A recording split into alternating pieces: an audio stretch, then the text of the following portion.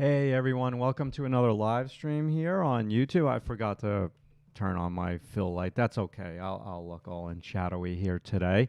Yeah, how are y'all doing out there? Let me lower my volume. Okay, cool. So today's just going to be like a really chill class, nothing crazy. This portrait is deceptively hard. This is just a photo that I randomly found on Pinterest, the way most of my students find them to work from. The thing that you have to do is just make sure that when you find a random photo on a place like Pinterest, that it actually has some lighting with some shadows. And it's not front light. So that would be my first recommendation. So today should be fun. Again, this portrait is deceptively hard to draw. Absolutely. But we're going to give it a go. We're going to give it a go. Now, listen, if you need help with your drawings, if you don't have anyone, critiquing your artwork, take a peek at the link in the chat and also in the description of the video. I offer a 3-month non-subscription membership to my website. So you only get billed one time, and it's a membership for 3 months. You can get critiques every single Monday, and I also do live classes via Zoom, which is a little bit different than these live streams because I actually look at people's artwork and give them guidance and advice. All right, so with that said, I think we need to start drawing. And thank you all for joining me here today. Aura is here, and let's see, how come I can't scroll down on the chat? Okay, there we go. Aura is here, Helen is here, Draw CU Love is here. Welcome, welcome, welcome. I think I know who Draw CU Love is. Maybe I do, maybe I don't. I don't know if it's a past student. Kiwi the Clown, hey, welcome, welcome. All right, so let's do a warm-up. Let me switch cameras here, and let's get started. Okay, so I'm going to switch over to June 16th, and that is our, it looks simple. It's got good light and shade. That portrait is hard to draw, and we're going to do our best with it. We're going to do our best with it. Okay. So let's do this. Let me grab my pencil and destroy the point. So I just was warming up a little bit here today. But really what my true warm-up is it's just, man, this is so light. Okay. What my true warm-up is just these ovals. Just let's do this together for a moment. Let's just draw some stacked ovals, I like to call them. So I haven't lifted my pencil off of the paper. It's just on the paper. In essence, what I'm doing here is I'm scribbling, hey, Paul. And so then what I'm going to do is I'm just going to do some ellipses. This is really scribbly today. Ellipses around, and then I like to draw also like little tiny circles. And what I kind of think of it as like bubbles. Okay, and again, what I'm doing here is I'm pressing down a little bit harder on my pencil. I'm building up my thicker line. So I have some light line, I have some dark line, and I'm using, most importantly, and what you should really strive to do is continuous line. So now what I want you to do is feel the vibe of lifting your pencil off constantly. So this would be me trying to draw an oval the way a lot of people draw, and I will see this in July when I teach my pre-college class.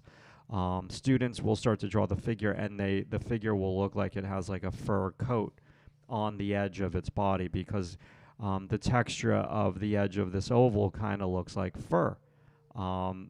Absolutely. So this you do not want to do. This scribbly thing is a little bit better. Okay? Now, the other thing that I feel is extremely valuable is when you just randomly, we're going to get the drawing here in like a minute, but this is a good warm-up. I know I do this the same thing every single week, but I do it for a reason because it really does help. So now what I'm going to do here is I'm just going to do another shape. And well, it's not another shape. I'm trying to do an exact duplicate of the shape that I just drew. And, you don't want to get all bent out of shape if it's not exact. It's just the process, and it's something that you should strive for because what this is is basically what I was just doing here in my little pre-live stream like sketch. So what I'm doing, and let me resharpen this pencil because I kind of beat it up a little bit, is I really just tried to draw this angle and then this angle and this angle. So it's the same thing. It's like what I'm doing right there. Except I'm not looking at the shape that I just drew. I'm looking at the photo. So to me, what I've I remember when I was an illustrator, painting like one head a day. It took me a day to paint the model's head. And then I'll never forget, like I had a romance book cover due, and I had to paint 2 heads in a day, and it was a Saturday. And I had to finish the painting that day and mail it. And I was like, oh my God, how am I going to do this? I've never done this before. And then something in my brain just clicked, and I just said to myself, Matt, it's no big deal. You're just painting shapes. You're not painting 2 faces. You're just painting abstract shapes. And when I said that to myself, like I kind of relaxed and I just did it, and it worked for me. And I still have that painting to this day. And yeah, so moral of the story, this isn't going to be easy, but we're going to try. Okay, so this is what you should do. Now, the only thing that I did not do on my warm-up is my opposite C's. So let's do it. So the letter C and the opposite letter C, the letter C and the opposite letter C and the letter C. And now I'm going to come on down and do a line of action repetitively. And hold on one second.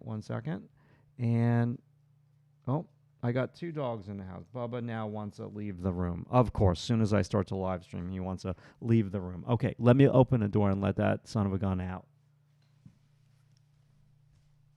You're high maintenance, Bubba. You're high maintenance,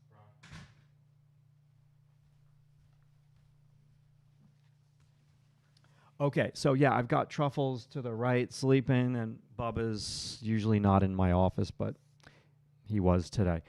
Good stuff right here. Do this before you draw. It should only really take you like 2 minutes. Okay, let's get to drawing. That's why you're here. Hey, Kim, welcome. All right, so now I want to just share this with you in terms of the size. Where did my ruler go? There it is, right in front of my face. Hold on one second. So this will be a little disruptive, but I think this is valuable for you.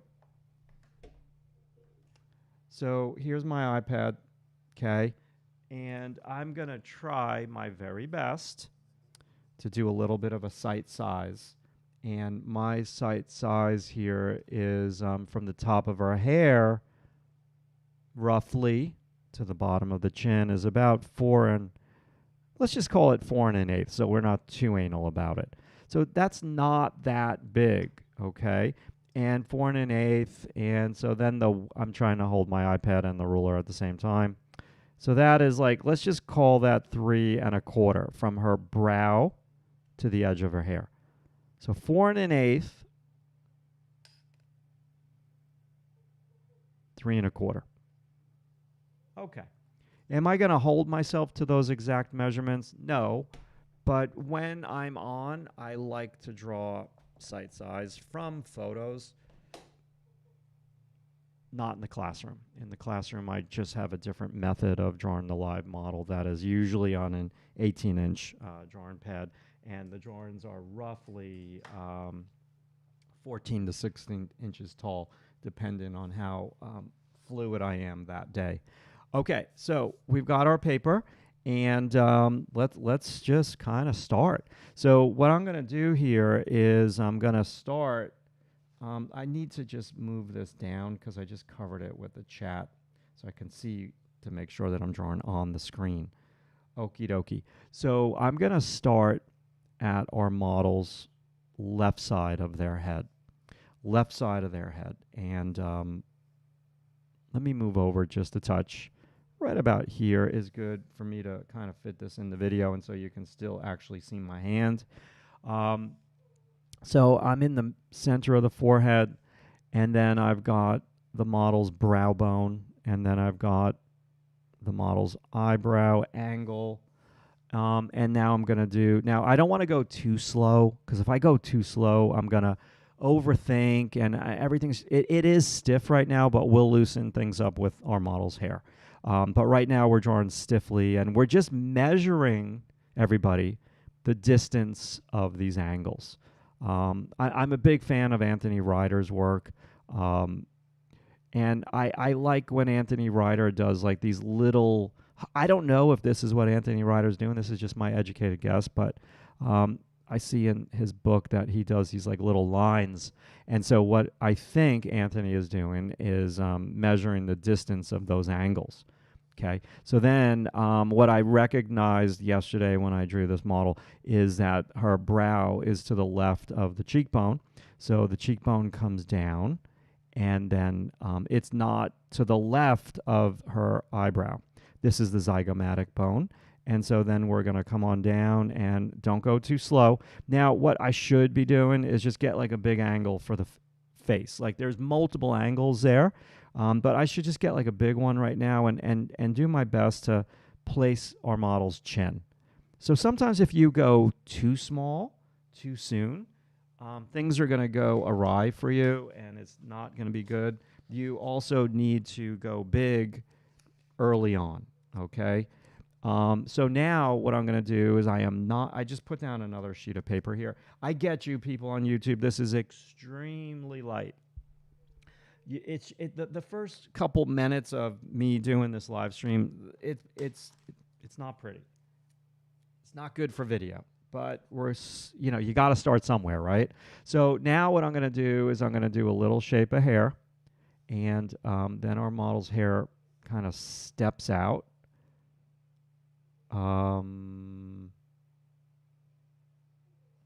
Steps up, steps in, and then we have this curve.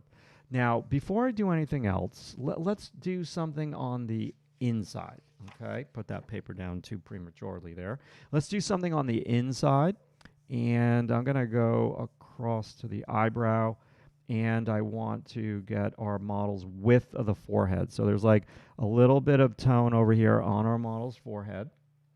Okay, and then I'm going from that shadow shape. Where is the hair? This is not a wide forehead because the hair is covering it. And so then this hair kind of gestures down like that. So it's good that you go from this side to this side, so you start to establish like a little bit of width. And that's going to be extremely helpful. And I think that's the width there. So now what I'm going to do is I'm going to come down our model's hair. It swoops down. And I just want to place the hair that's wrapping around the jawbone, and then the mandible, and then the jawbone kind of swoops down like that. So you got to get some of these marks down. They may not be perfect, but you've got to get them down. And let me just put this over here. Okay. Okie dokie. So now we've got a gazillion different places we could take this drawing. Could we draw the shape of the hair next? Yeah. Could we draw the line that separates light from the dark next? Yes. But I think what I want to do is I'm just methodically going through this. So I want to draw a shape of the hair. And so it curves around and then loops. That's a characteristic of this model. It's a trait that you've got to get that hair. I think I drew it a little bit too tall, but let's just keep going. So now this angles, and then it bumps up again, and then it curves upwards. Then we go flat. Okay, so now we're going. This is not round. Do not draw this round like a pumpkin head. These are angles, okay? So now this is going to swoop in, and when this swoops in, it should sync up with the mandible, the jawbone. Just like that. Can you see that? Okay, I know it's light. I know it's light. So then I'm going to come over here. This area of the hair isn't that wide. Can you hear trickling water in the background? Because I've got trickling water on it. in the background. Okay, so yes, let me know if you can hear that. So I'll lower it. It's actually pretty loud. I feel like I'm at some like museum and there's like a fountain. Um, okay, so I'm gonna just do this quickly, and then the hair I'm gonna swoop down. So now that's probably very very difficult for you to see. Now I'm gonna judge myself. I'm gonna judge myself. What were the measurements? I think I said 4 1/4. Let's see how bad I screwed up. You gotta have a sense of humor when you draw. You can't take things too seriously. Okay, so what did I say? I'm a little long. I'm a little long. So we're starting here, and this is our 4 1/8. So I'm 4 1/4. So what did I say when I was drawing? I said that this looked too tall. So this is probably too tall, but this could be too long also. But I'm within it. I'm within 1/8 of an inch. I'll take it. Now, what did we say the width was? We said that the width was 3 1/4. 3 1/4 from the brow to the. Oh my God! Look at that! Damn, I'm off by a lot. So, but that's okay because I could draw our model's head a little bit bigger. I could draw a model's head a little bit bigger. It doesn't need to be exact. Now, could I make it exact? Yeah, I could. And so, absolutely. But I think I kind of like this size. This is pretty good for me. And I'm gonna stick with what I have. I could always adjust a little bit, and so it would be slightly bigger than the exact site size measurements, and I'm very okay with that. Okay, so with all that said, let's keep going. Let's keep going. So now what I'm going to do is I'm just going to do a little bit of some concrete things here. So I want to get a little bit of the center of the forehead. I'm going to get this brow bone that kicks back. This is extremely soft hair with soft here with our model's hair. There's no edge. And yeah, I am going to lower this. I am going to lower that. And I want to put a shape here.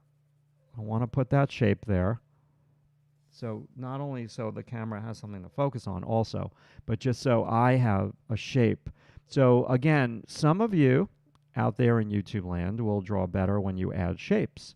So try that. Try to add a shape early on into the mix. And then I'm going to just lower this. I know my analytical brain is wanting to do it, the exact measurements. So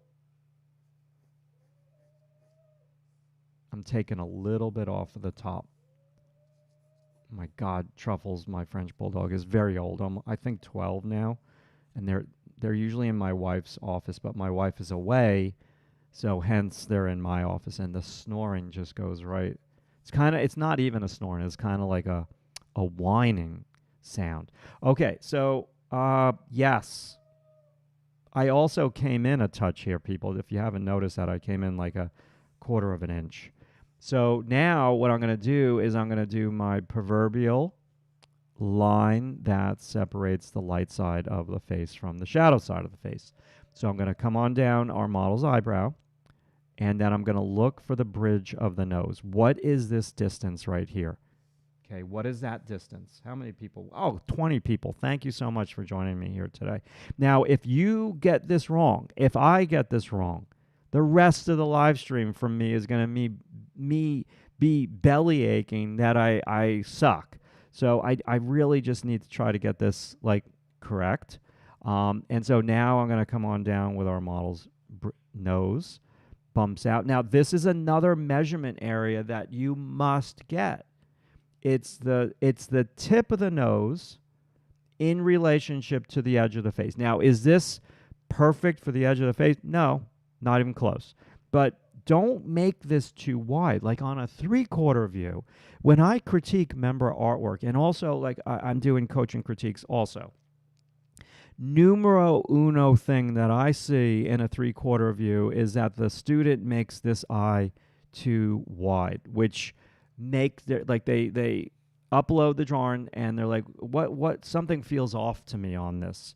It's the tip of the nose is too far away. Like that's a really small distance right there. So let's keep going. So now I'm doing the shadow under the model's nose. I want to make sure that I don't go too short with the nose. And I'm going here. And then the nose lobe is casting a shadow, and it goes to the center of the dimple above the lip. How far away is that from the edge of the face? Now this mouth angle comes out, and then it juts in. I've got some bugs slamming against my window repeatedly. I've got like a wasp's nest, I think, above my window. I got to deal with that. So yeah, so now I'm getting the line that separates, and then the upper lip. How far away is the upper lip from the bottom of the nose? You just kind of have to go for it here, people. And then I'm doing the upper lip to the corner of the upper lip, and the lower lip is catching light. There's no shadow on the lower lip, just over here on the left. And then I'm getting the cast shadow on the chin that the lower lip is casting. And then we go around the chin.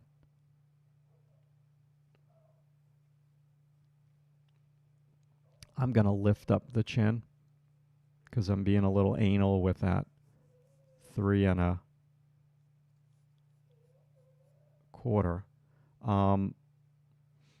And I'm going to show you how I drive myself cuckoo with this stuff. So here's our chin. Here's the top of the head. Where am I? I want to be closer. What did I say that was? 4 1/8. If I go here, that's 4 1/8. I'll take it. I'll take it all day long. Okay. Now my width, we said, now that is all sorts of screwed up right there. So what did I say that was? I said that, oh my God, that is really 3. I'm off by a huge 1/4 of an inch. My goodness gracious. Now, I'm glad that I'm doing this actually, because I just noticed like her jawline is just way too wide from here to here. And I've also noticed with my own drawings that I've been drawing wider heads as of late. So it's a habit that I've created for myself, and so I'm actually glad that I'm doing the side size, and I'm being like a little bit more technical and a little bit more judgy of my artwork, because you need to do that. Like you need to just question, what are you doing? What are the trends? And I'm gonna just bring this over a 1/4 of an inch. So from here to here. So I've moved it 3 times. So now I'm going to bring the bottom of the hair that swoops into the jaw, like we said earlier. How are you doing out there, YouTube land? Is this interesting you? If it is, please like the video. Now, let me try to... I watch a lot of YouTube videos. Like, I don't watch Netflix. I don't watch Prime. I don't watch any of that stuff. I watch YouTube videos, and most of the YouTube videos I watch are educational, not drawing. I look at other stuff that I'm interested in, health and my other hobbies. I don't want to watch YouTube videos of drawing. Every once in a while, I'll just scan and see what's up. But yeah, most of the time I'm just watching other. And so what these people always say is, okay, Paul, cool. What these people always say, hey, the algorithm shows that 90% of our viewers do not subscribe to the channel. I feel so cliche saying that. But yeah, and yes, we look at my team. I don't have a team. My team looks at my statistics, and 90% of you are not subscribed. And I would the algorithm would more people would see the video if you share and like.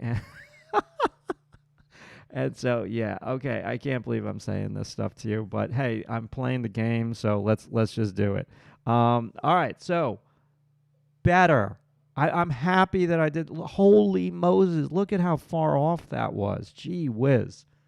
That what got me was my team. I remember when I did first start drawing tutorials online, I did have a team.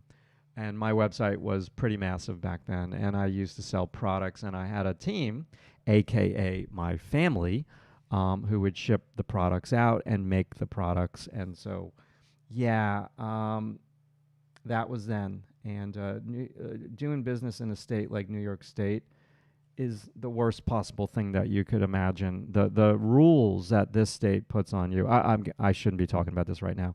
And the taxes and the rules and the taxes. Oh my God. So it's almost like not worth it. Okay, so cool. Let's erase this out.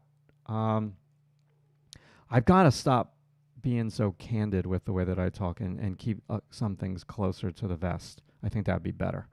Okay. So now, when I look at what I've got here, it might look like a boring hot mess to you, but it's starting to resemble the model a little bit, and I didn't even draw the model's features just yet. So let's and that's when you know you're on point and you're on target. So let's keep going. So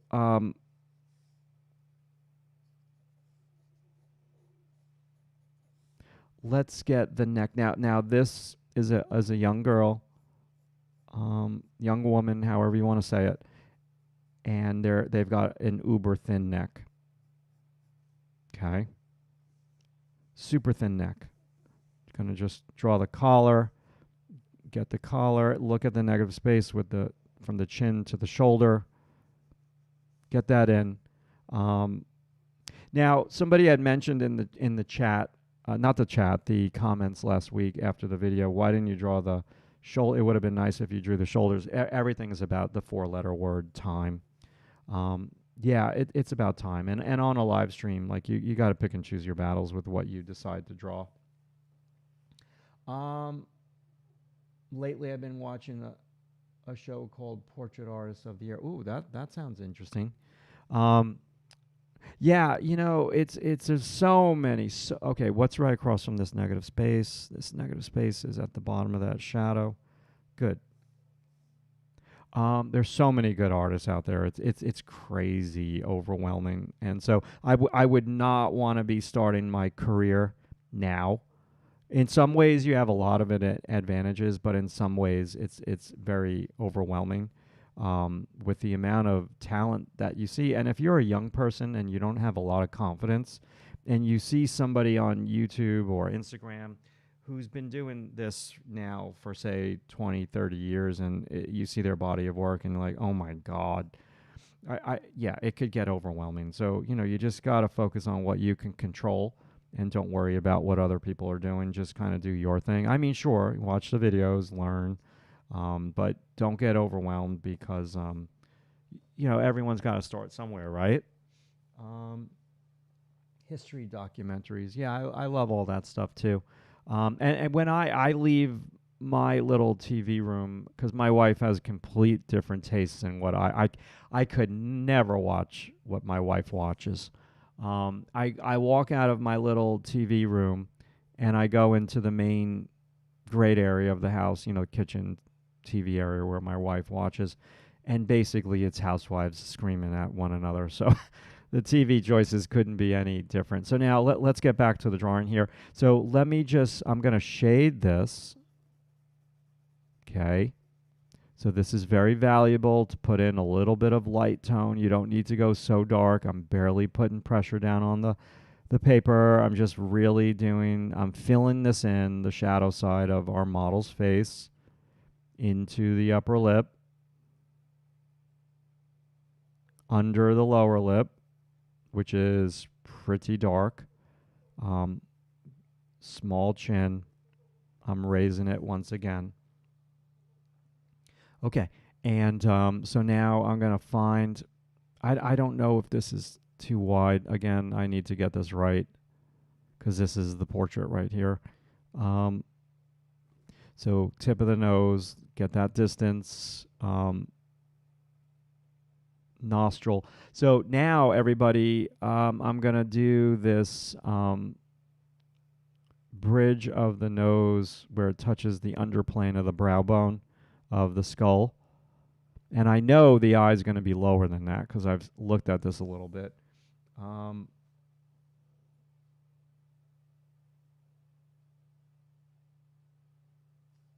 Oh my God. To paint their model. Interesting. Pretty cool. Maybe I'll check that out. So now I'm drawing our models. Now I always try to tell my students, please do not draw round eyebrows. Eyebrows are, look, this is an angle. But when I look at this model's eyebrow, that is round. So there's really no absolutes. You just have to draw per what you see. But err on the side of angles for eyebrows. Now, look at how this is curving, that shadow shape. And then it comes down, and then it goes in. How wide is this? It's not that wide. Into the tear duct. Now, I'm going to just shade this lightly. And next, what I'm going to do is I'm going to look for the top of the, that's the top of the eyelash, connect it to the other eyelash.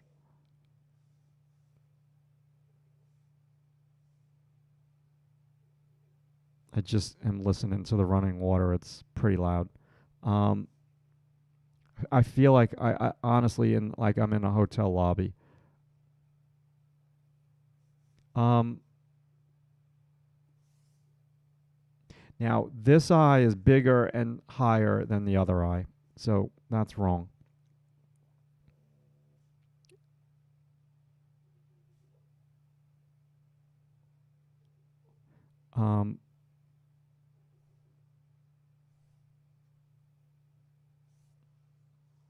Just going a little bit darker there with that.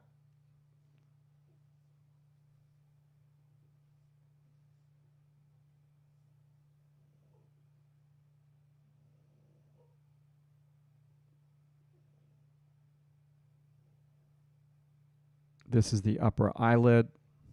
I'm going to revisit the shadow, making it a little bit darker.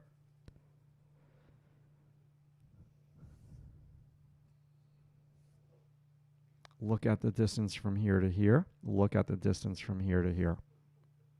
It's kind of almost in the middle. And this is maybe too high. Look at the distance from here to here. And that upper eyelid is very thin. So I can raise that. Let me resharpen my pencil. And hold on. I just want to get a little drink of water. Now, I didn't add myself in the video. Hold on.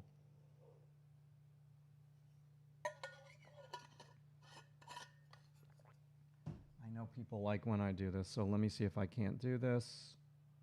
Hey, there I am. And oops.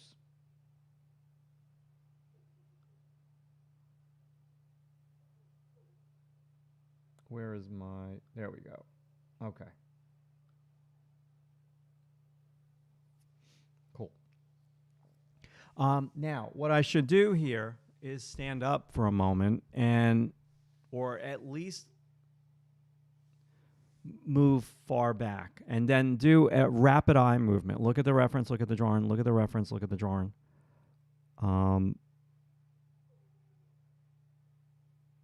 Okay.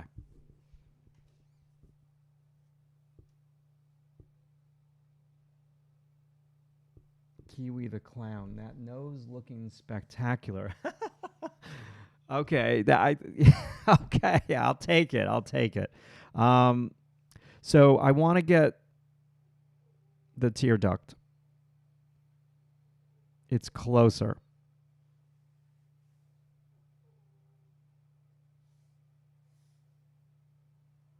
Okay, so there's this shadow, and then this angles up.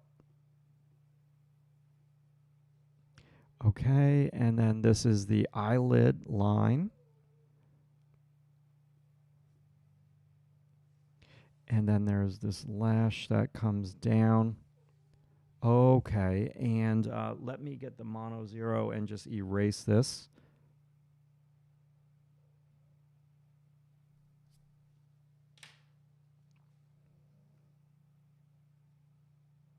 I'm going particularly slow here today.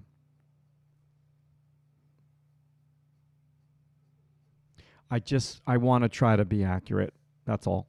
And now I said that this eyebrow is close to the bridge of the nose. So I'm going to move this over still.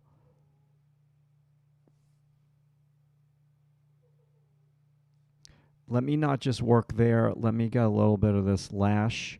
And there's a little, this eye is lower and smaller. That's the camera lens doing that and perspective. Okay, so now we've got a little bit of a convex line that rolls in. I'm just going to shade where I think the eye goes. And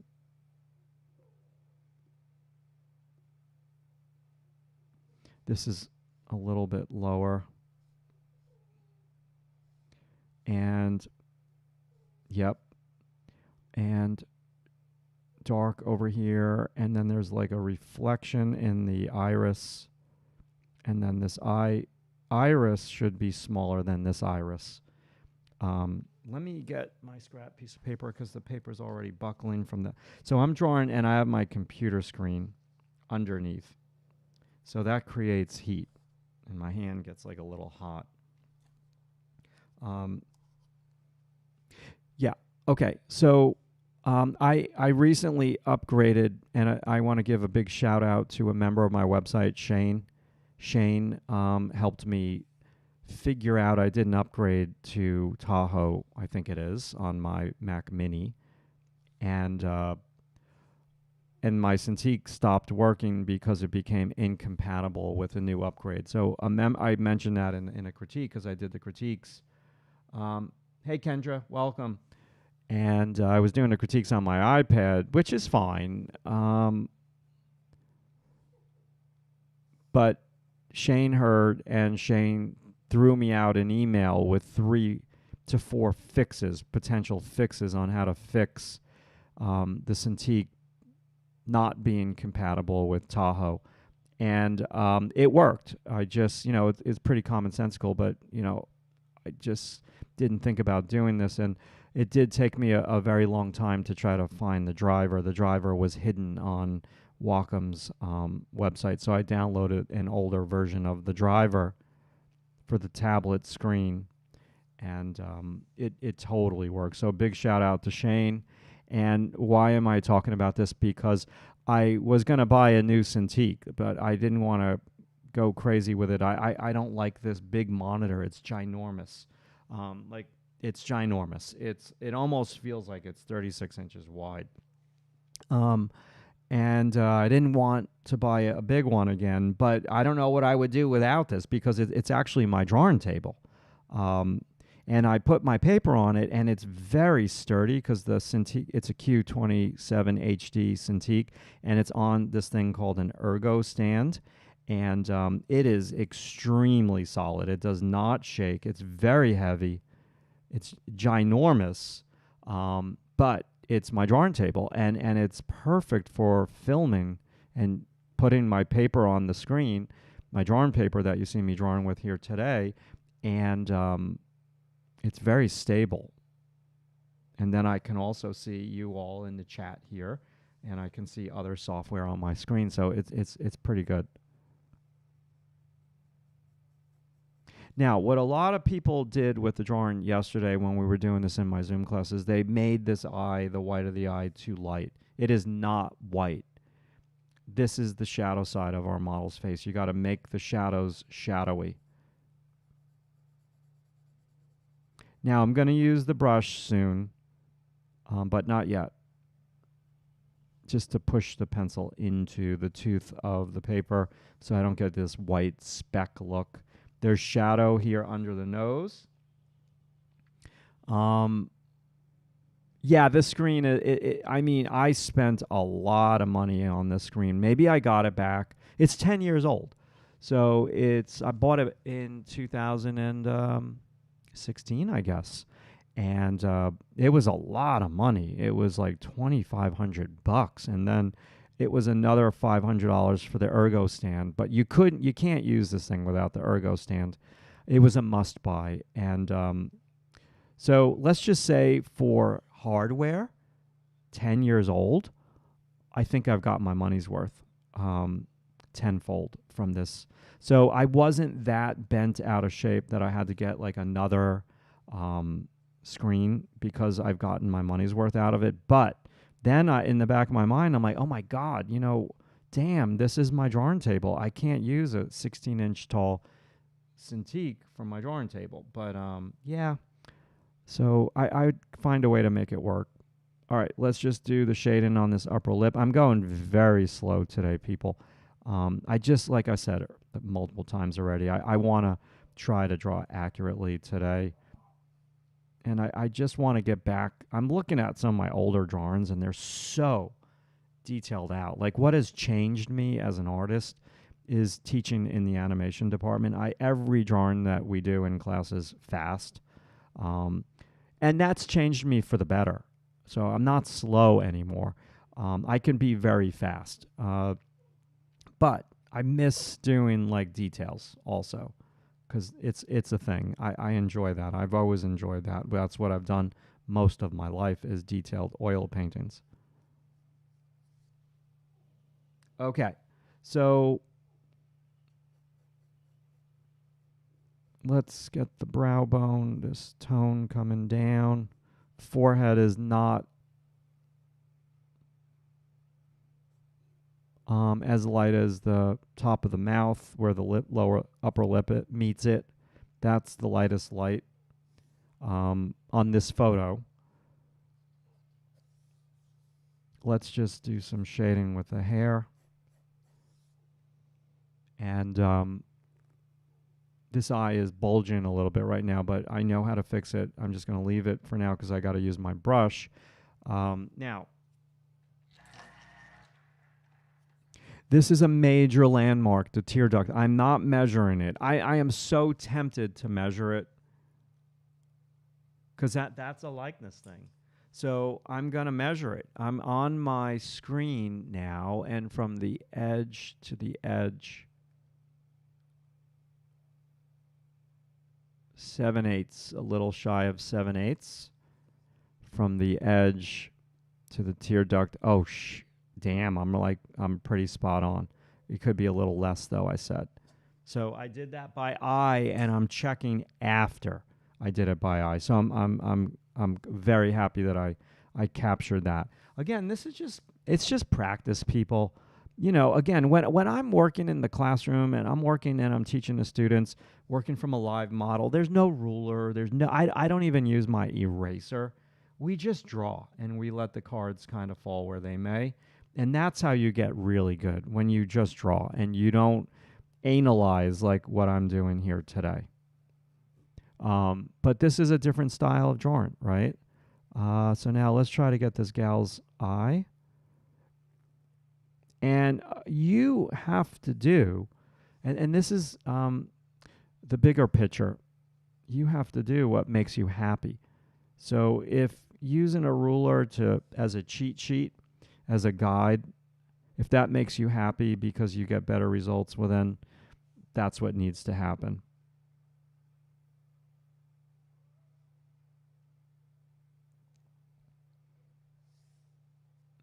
That eye is way too big. Get the mono 0.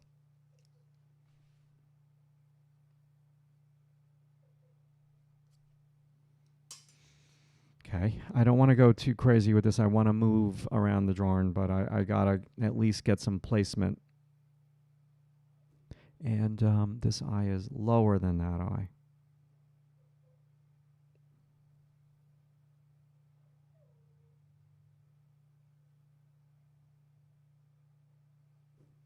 And huge pupil.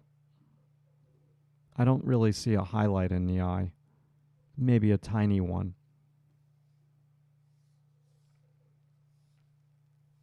That eye still feels too big to me, but let's move around so we don't get stuck there. I need to stop throwing the mono zero where I can't find it when I'm done using it.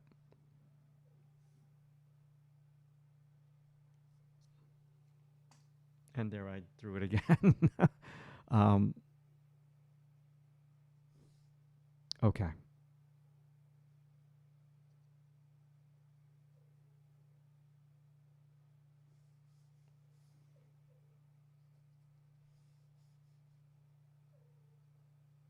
A little bit of shading over here. Okay, so I got a question here. Hi, Matt. I'm going to be doing a summer residency at SVA next month.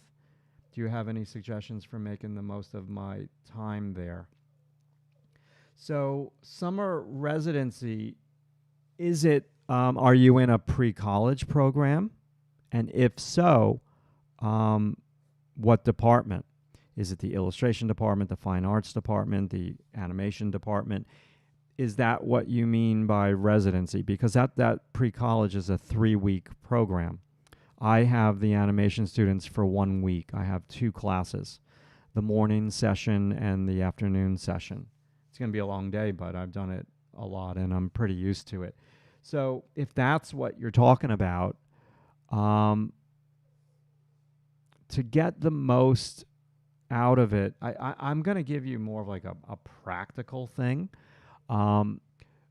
When you're saying residency, so you're going to be sleeping there, to get the most out of it, you've got to be aware of your sleep. I'm going to sound like your dad or your mom. I apologize. Gotta make the most of your sleep because it in the second and third week is grueling. It's grueling. Continuing education, specifically contemporary practice session, which is led. Okay, so that's different.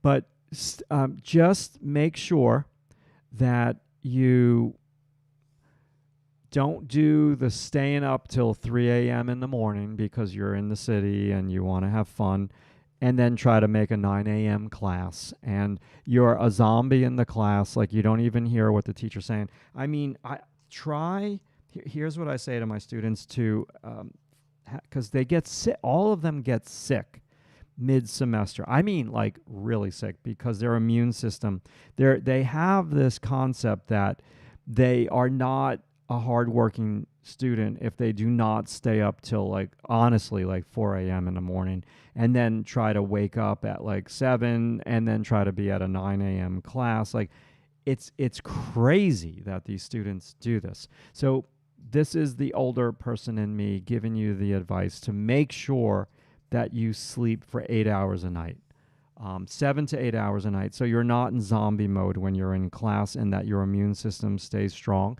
The other thing is what destroys people in the city is food, because food is so expensive and there's like a lot of people, if like food is really expensive, then they revert to garbage food. Processed foods and all that, and that's going to destroy you. So try to plan out how you're going to deal with food in a crunch. Like what could you eat healthy, stay hydrated, and I think what is really valuable is to have a catch-all sketchbook that dubs as like a notebook. So you can document like your time there. So I think those things are very valuable. When an old person tells a younger person to get 8 hours of sleep, I get there's like the eye rolling thing, and that's legit. For me, this has always been a thing. Like I always need sleep. So like the latest I would stay up when I would do homework in college was like 2 a.m. And if I didn't go to bed by the latest 2 a.m., I was destroyed the next day. And I see it in the classroom. Like I literally, like I have some students who go to bed consistently at like 3 a.m. and they're just zombies and they don't really pay attention. And yeah. And the other thing that I can say for this is when you're in the classroom, just put the phone down and listen. I'm not judging anybody. I am completely addicted to social media. I am addicted to my iPad, not so much my phone, but yes, my iPad. I love my iPad to death. This eye is too big. So just keep the sketchbook. Go a little bit more analog. when you're at school, and try to just meet some new people, listen, and ask questions. Don't be shy to ask questions. I love when students ask questions. And as a matter of fact, when students ask questions, they usually get like a higher grade from me, for sure. Versus somebody who's just silent the whole time and doesn't participate. Um,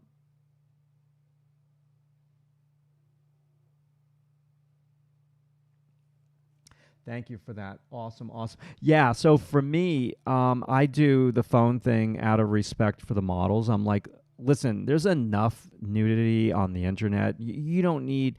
Nobody's allowed to have their phone out when I have a nude model posing. That's like a non-negotiable for me. Sure, you can have your phone out during the break. I'm not gonna like give too many hard and fast rules in my room because they are college students. But I chat with the model in between poses, and when I sometimes I'll be talking with the model and I'll look around the classroom, and every student is on their phone in the beginning of the semester when nobody knows each other, and I say to the model, I'm like, look, and we look and we laugh at each other because every student is on their phone. It's so funny. I don't know what I did when I was a student because I didn't have a phone, but I wasn't like Mr. Outgoing with people that I didn't know. I mean, my friends I was outgoing with for sure. Um, how we doing out there?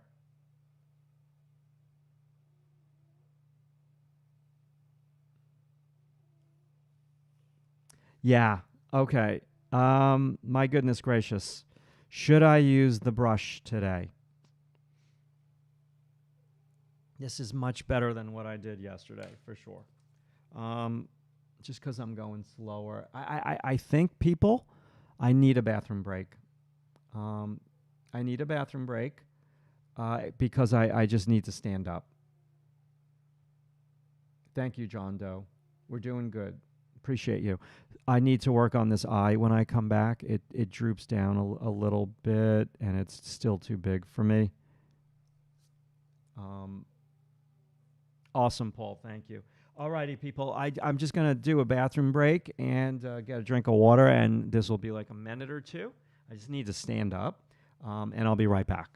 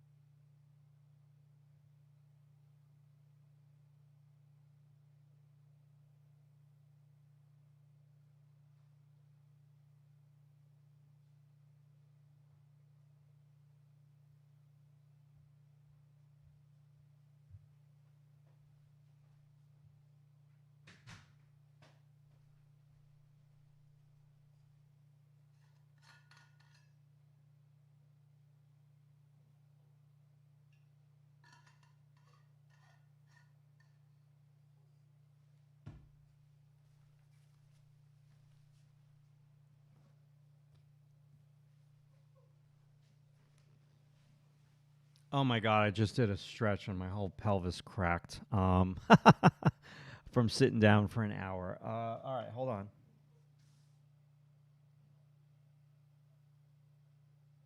Yeah, I made a little bit of a boo boo over here by going too dark initially with the placement of the eye. And that's not erasing out for me. Well, there we go. That's, I think, fine. Um, I think the pupils might be a little too low in the irises. Okay, thank you for that. Yeah, I need to work on that. Okay, let's keep trucking, to use a 70s term. Yeah, so in my classroom at the School of Visual Arts, in the animation department, I am very big on mind and body. So, I just really try. We never sit down like this for an hour. It's 20 minutes drawing with the model. Could be 10 twos, could be 4 fives, could be a 20. And then I teach for about 5 minutes, and then we have a 5 minute break, and then we go back to the model. Not always in that order, and sometimes I teach a little bit longer. Um, so like we do stretches every morning in the classroom, midway through the morning, and the students in the beginning they're like, "What is this? What is this dude doing?" And then they ask to. They're like, "How come you didn't do the stretches today?" And I'm like, "Oh, you want to do the stretches?" And I do this in all of my classes, and specific stretches for your shoulders. And I really stress mind and body to the artists, the young students. I'm like, just because you're an artist doesn't mean you need to be decrepit and with hunched over shoulders and bad posture. No, you could be in shape, and you could take care of your body for sure. Um, and so we do a lot of that in the classroom. Uh, okay, I'm just refining.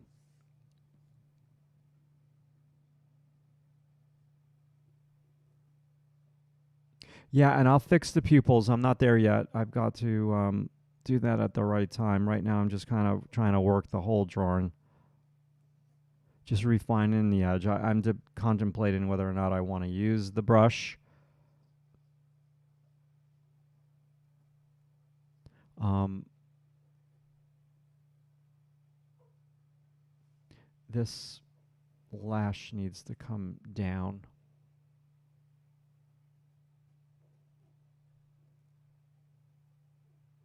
It angles down. We've got a classic 3/4 iris with what John Doe says to make that pupil higher in the iris. Um,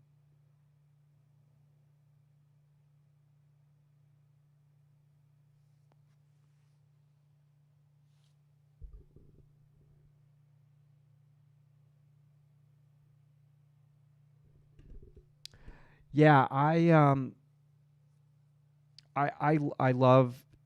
love teaching. I hate commuting because I live far away from Manhattan, thank goodness, and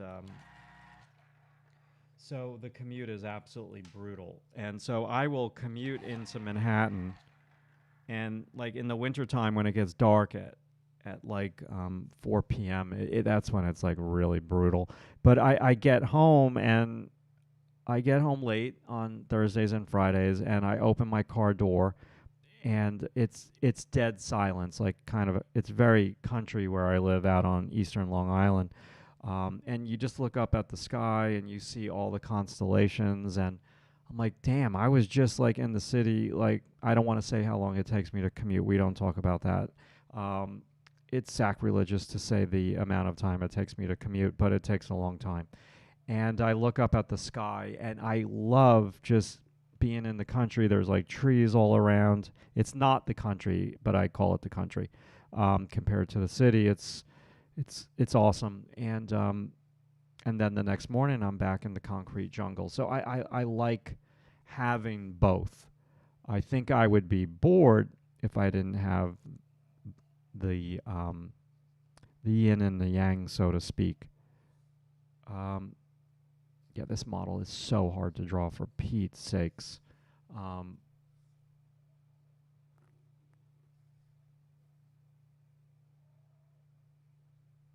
Okay, now this eye is lower and smaller. And the pupil is over here. At least I think so. And then the tear duct is over here. And I'm just getting the lashes, and it's all dark there. And this distance,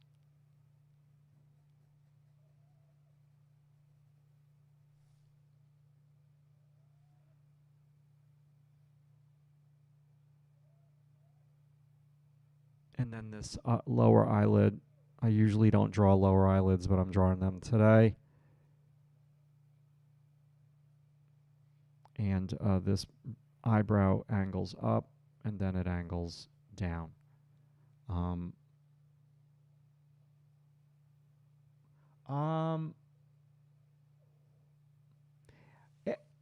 I got to be careful what I say, Paul. But I would say sometimes, yes. Other times, no.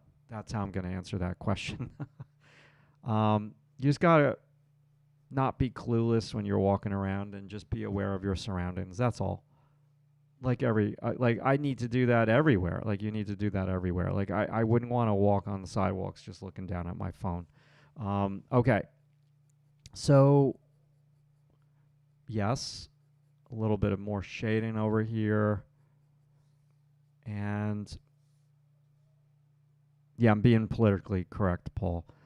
So I'll leave it at that. Okay, so I'm going to wrap around.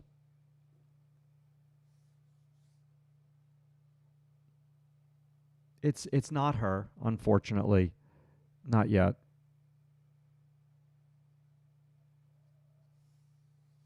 I am going to use the brush. But before I do, I need to put a little bit more pencil down.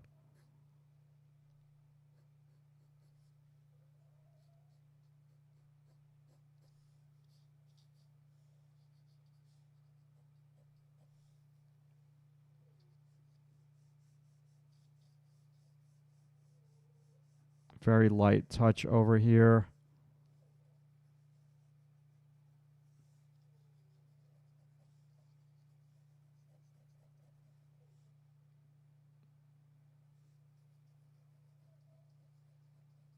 Okay.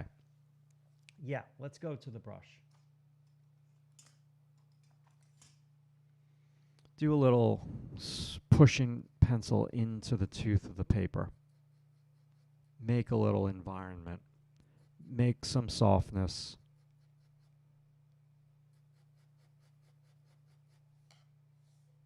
Now, I've got so many drawings where I don't use the brush because I run out of time. And I don't like those drawings. I like the drawings better when I use the brush.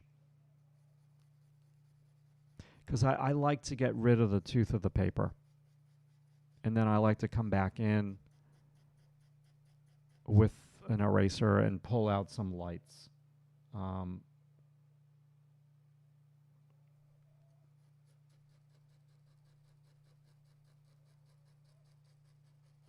Now, when I do teach at SVA, I never do this long of a demo. Like it's never going to happen.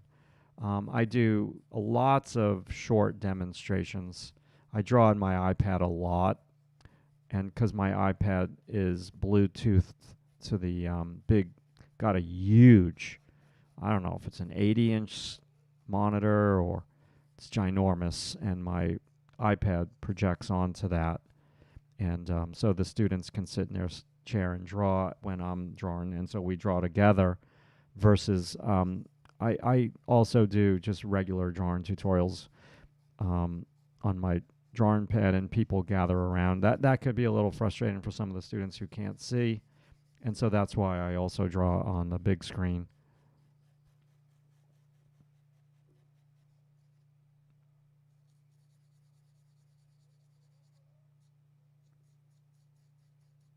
How far away is this from the bridge of the nose?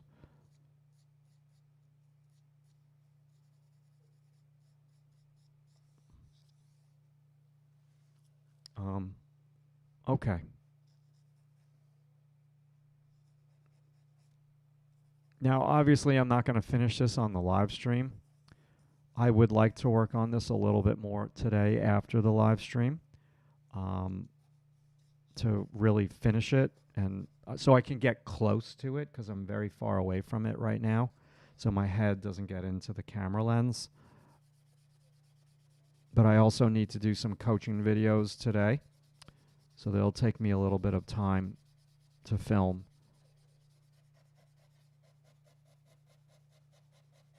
Don't worry about going out of the lines, so to speak. It's okay to go out of the lines. It's actually preferred to go out of the lines, because then you can come back and use the eraser and blend and pull out some of the lights with the eraser and just create even more environment.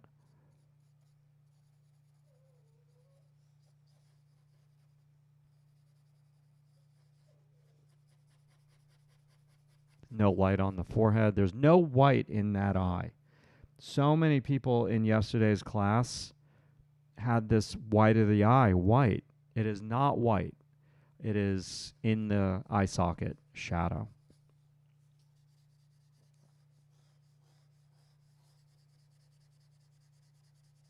Okay, I'm going to get the bigger brush.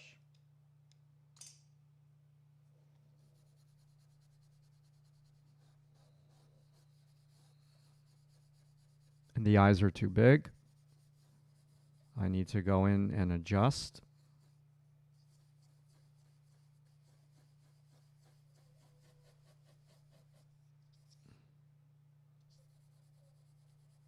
And this from the zygomatic arch downward isn't that light. It's a little bit of tone here. I should get the neck. Darn it, I forgot all about that.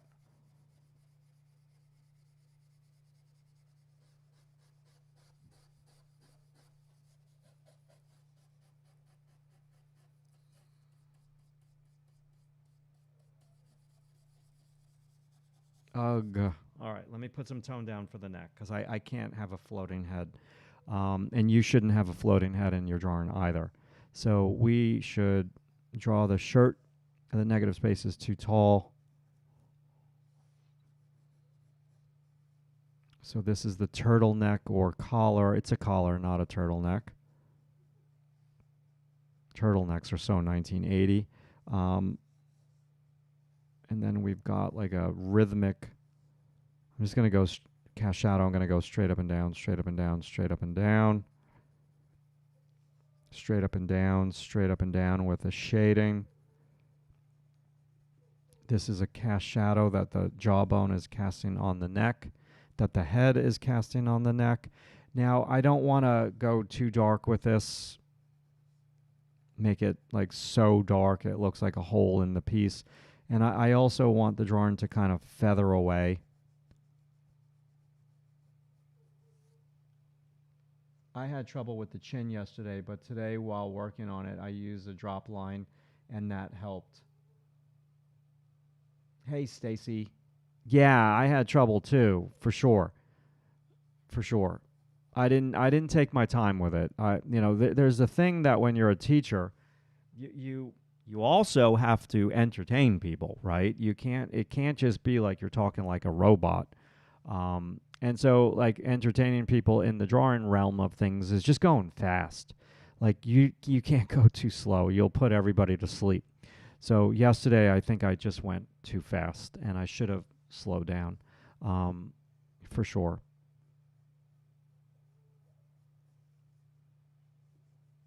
So tread lightly over here, because you don't want to go too dark with this area.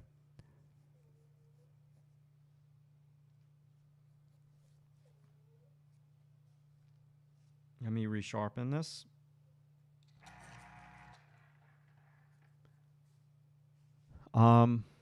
Okay, I want to stand up again. I'm sorry. Hold on.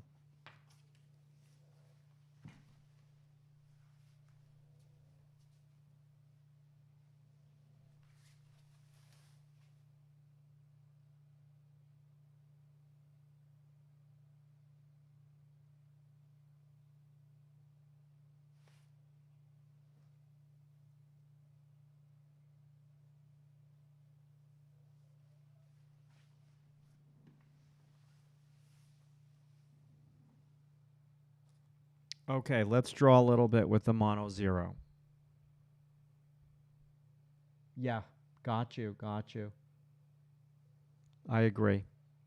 Um,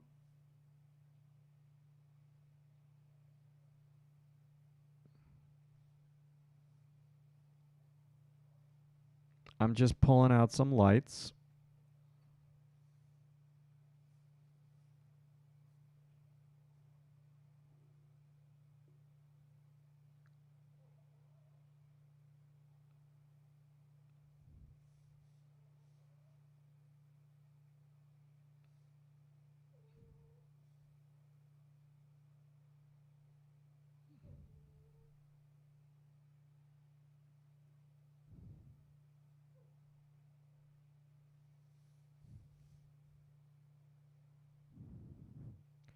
And this is fun. So this you should try this. You know, if you use the brush, it's a soft blend on the paper. It's not too aggressive like a blending stump could be too aggressive.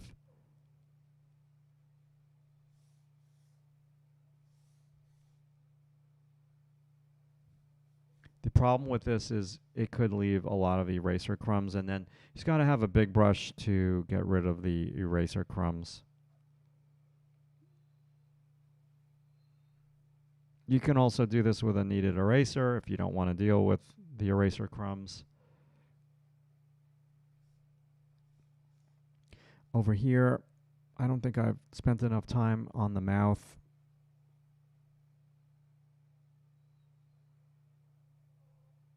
Nor the nose. Let me resharpen the mono zero.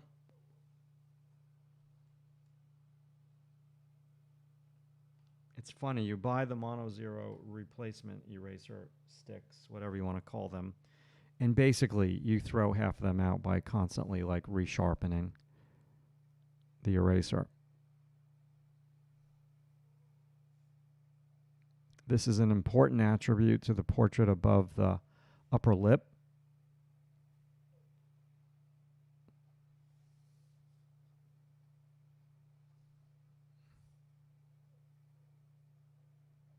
And this is really fun, like pulling out the light here in the negative space.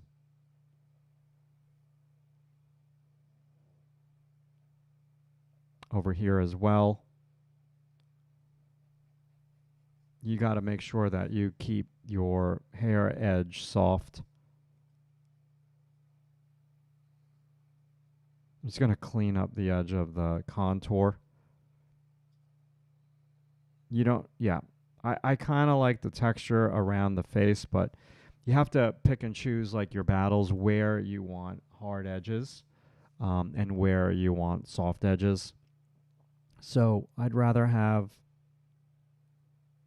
the soft edges on the hair, not the contour of the face.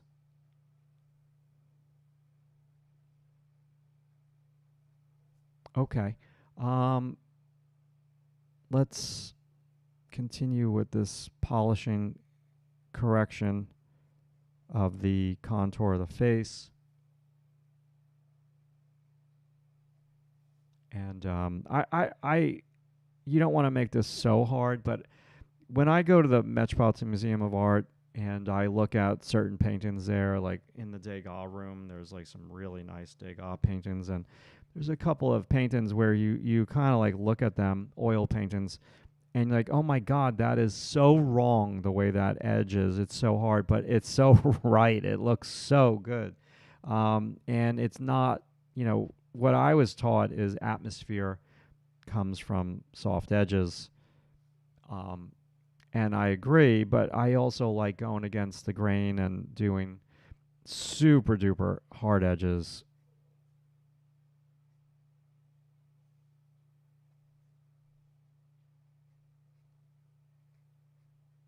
Couple of brush strokes in the hair.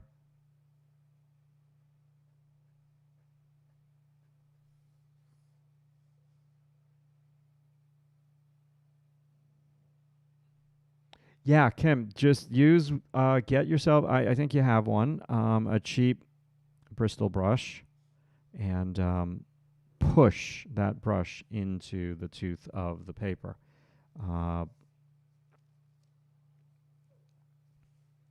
Okay, so now, hold on now. So I don't get eraser crumbs all over my keyboard down below. I take this blue tape, I put it right here. I'm just trying to show you. It's too close, but and then I just brush those eraser crumbs away. So I'm going to put that down there. Cool. And I think this area is just so light.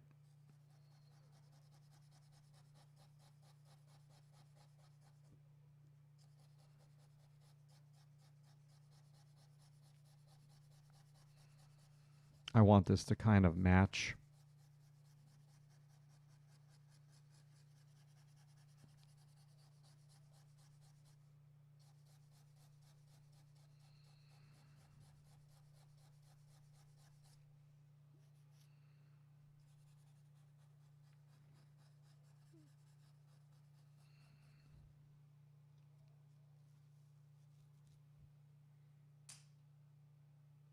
Now, all of this can also be done with the kneaded eraser, of course.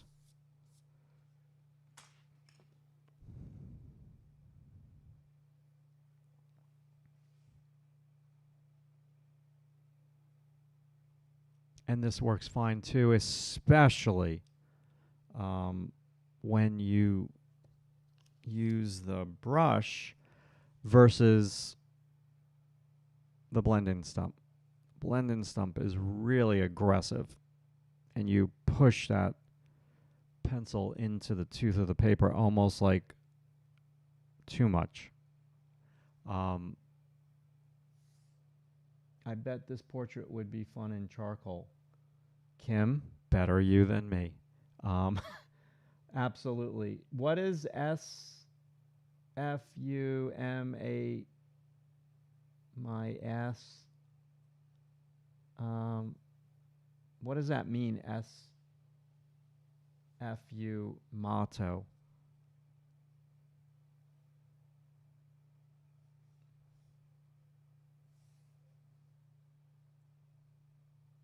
Yeah, absolutely agreed.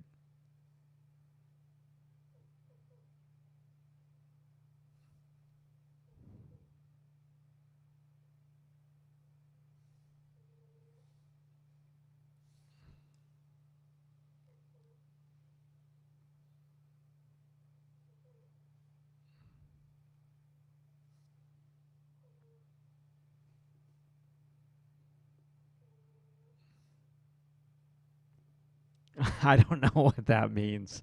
Um,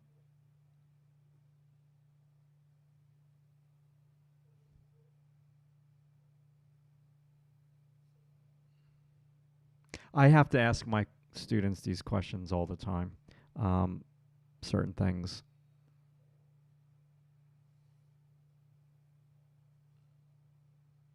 Just don't erase out too much over here in the shadow.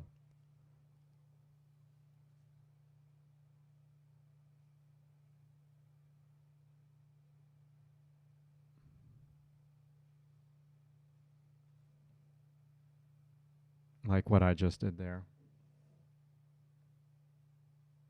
Okay, is the term they use for the way Da Vinci made the soft blurred edges like the Mona Lisa? Oh, sfumato. Okay. I thought it was something like LMAO, something like that. I'm sorry, my bad.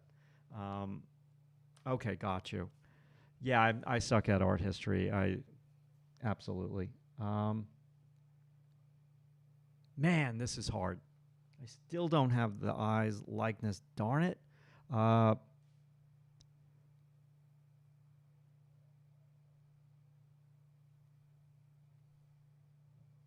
damn it. Okay. Um, let's work on the mouth and the nose. I haven't touched them. And where is that piece of paper? Let me put this down over here because this is getting hot. and the paper is going to start to really buckle. Darn it. You see, if you don't do this long drawing thing consistently, it's a thing. It's a thing. You can't just turn these jets on all of a sudden and like, oh, there goes my razor blade. Okay, timeout.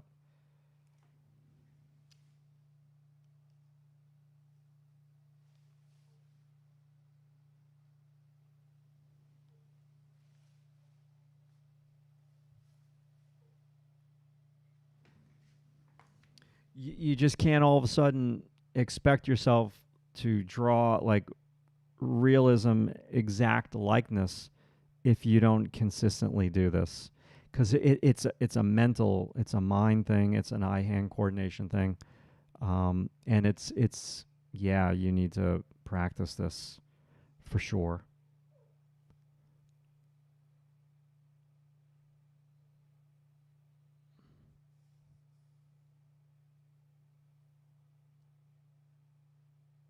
Very, very different mindset than the shorter duration drawings that I teach at SVA, which I will be teaching when I teach in the pre-college program. And I think it's July 13th to the 17th or something like that. I don't remember. Something like that.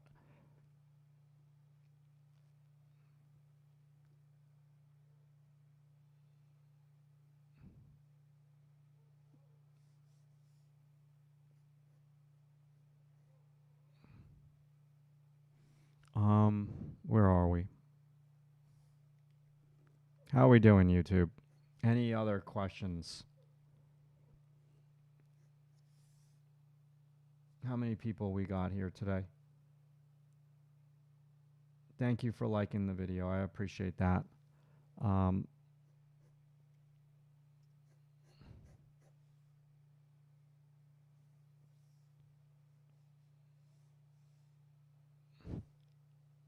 I like the vibe of this pencil better.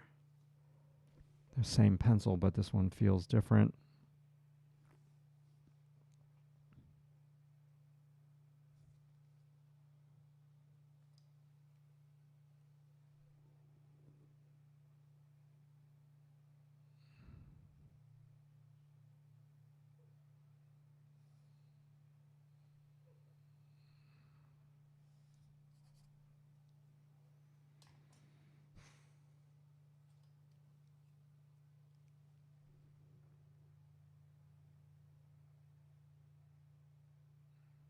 I'm just trying to make that eye less wide.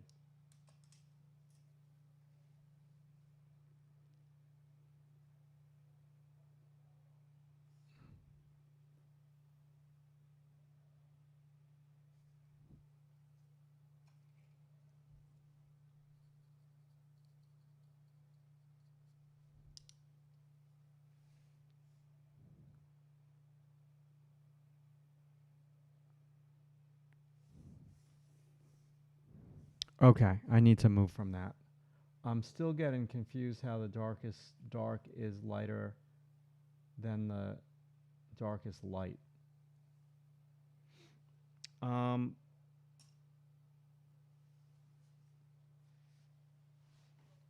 the darkest dark is lighter than the darkest light.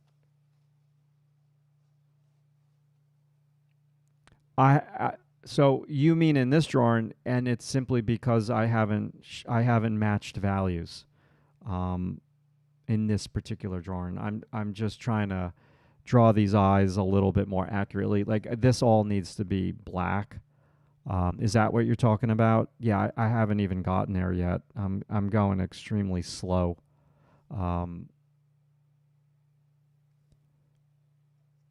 For sure. Like all this needs to be like, especially over here, this is so dark. So dark. Definitely. Okay, so this mouth. I keep going back to this girl's eye, but maybe what I need to do is work on the other areas, and then maybe that will help me to see the eye better.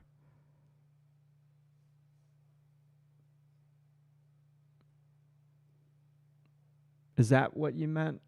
Omar, you mean like over here, how this is not dark enough? And the simple answer, if that's what you're asking, is I didn't even get there yet. I'm just going slow today.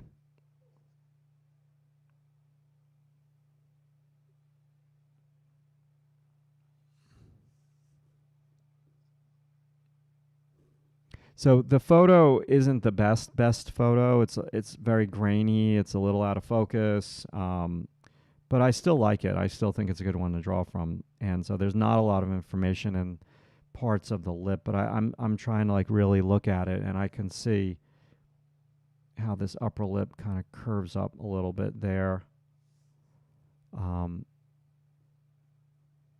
Yeah. And then the corner of the mouth is not a point. It is a little bit more square over here.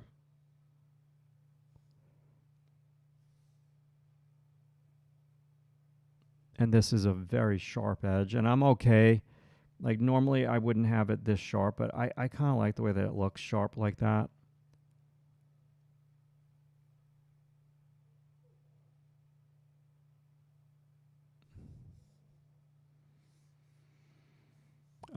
And then have some strokes on the lower lip go around the cylinder of the lower lip.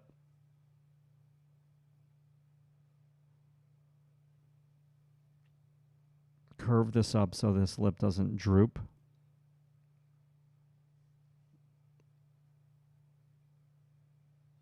So I probably work on this after class, and I am going to work on this sucker until I get the likeness. I don't think I'll be able to post it today.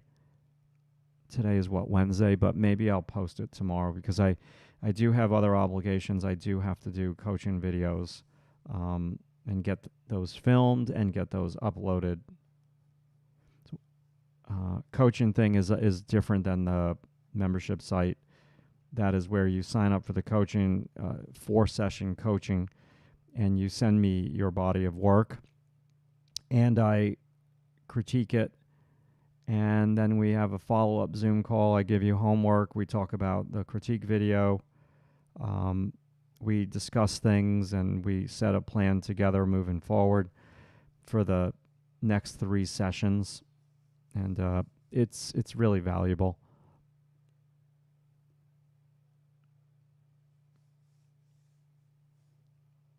This should be darker here. Let's do that now.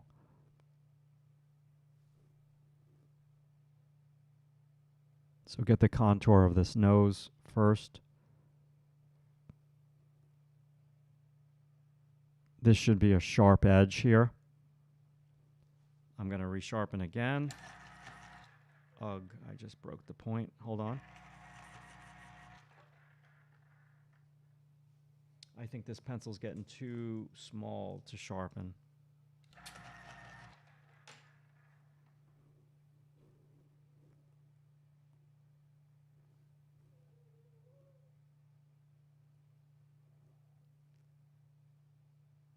Bottom of the tip of the nose.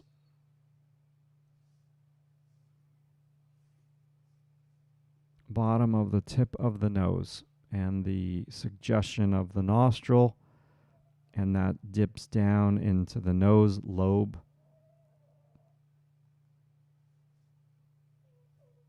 And then this is the cast shadow that the nose lobe is casting on the mouth muscle.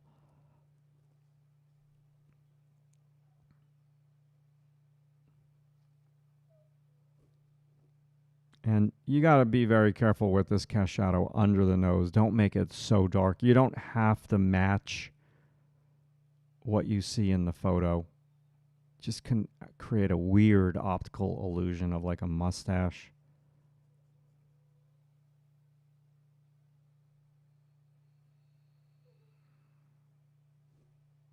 I'm putting a turning plane on the side of our model's face. I'm still going to go a wee bit darker here under this lip. And so, again, I'm not, everybody on YouTube, I'm not there yet with the likeness. how long have we been working? We've been working. I did a warm up, so I did some talking in the beginning. Maybe it's 11:30. We started at 10, so maybe an hour and 20 minutes so far. So this is a lot for an hour and 20 minutes, but I still have a lot to do for sure.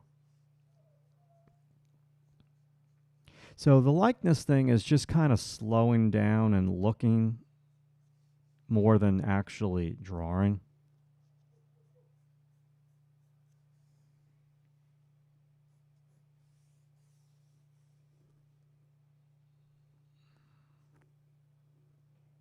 Just work on this lash area. Does the light reflect in everywhere, even in the dark areas, still catching atmospheric light as ambient? I imagine the figure is surrounded by cylinder reflected light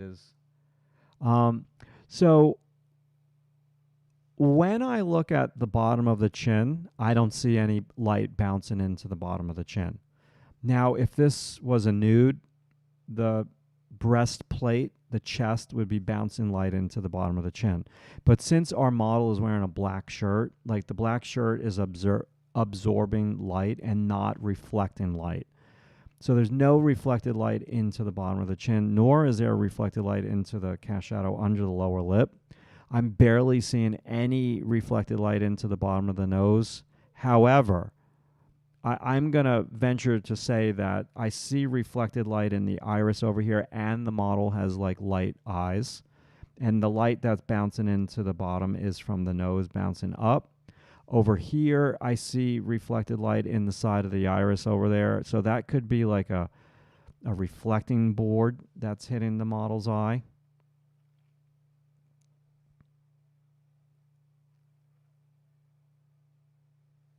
So I'm not seeing a boatload of reflected light in this particular photo. No, not at all.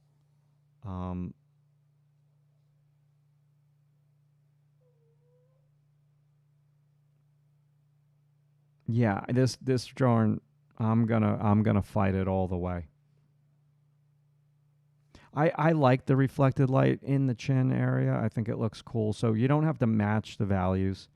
Like sometimes matching the values is gonna get you the likeness. And if you don't match the values, it's going to be hard to get the likeness. Like I bet you when I start to go darker over here in the hair, it'll start to look more like the model.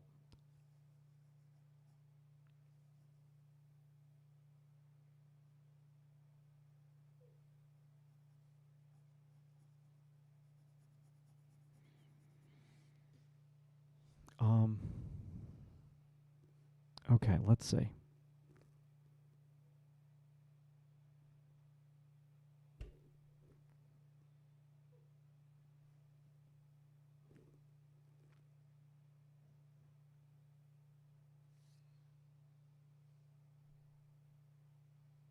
Let's just go darker above the eyelid.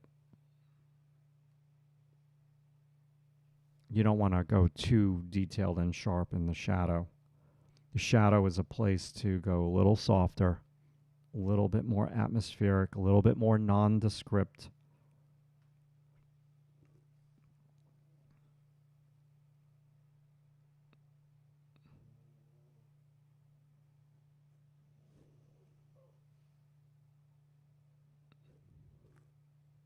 I hope I answered your question. I don't know if I did.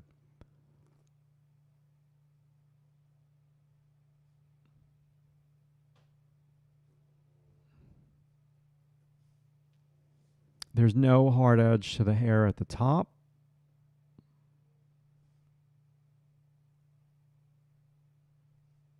But I'm going to put some dark over here.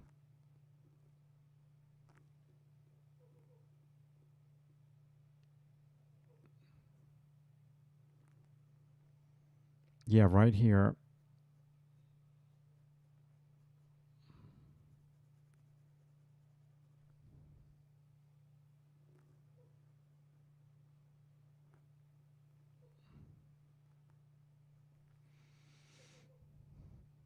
Okay, getting in the zone now, and God, maybe we'll go till like 12. We'll go another like 20 minutes or so. Because when I do these long drawings, I have to stand up more. Like sitting down continuously just destroys me. Does anybody have any questions?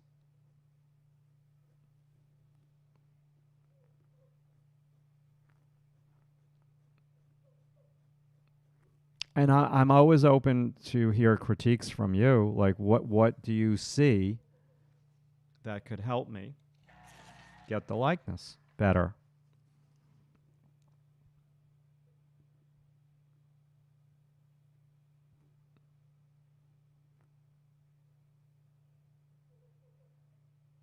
I think this mouth is wider.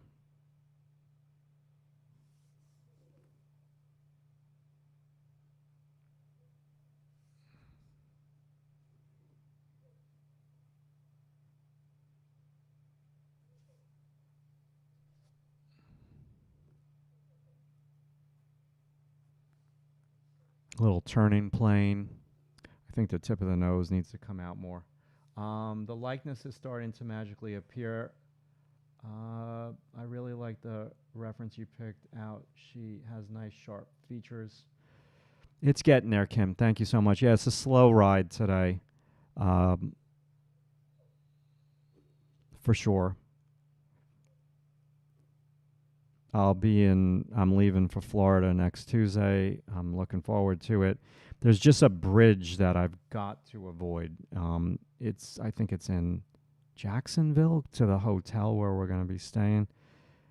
And this bridge is like out of control, scary. I cannot drive over this thing. So I got to map out a different bridge to get to the hotel. So that will be the first 2 days of the trip before we start to look at homes and stuff like that. This will be my wife's work part of the trip.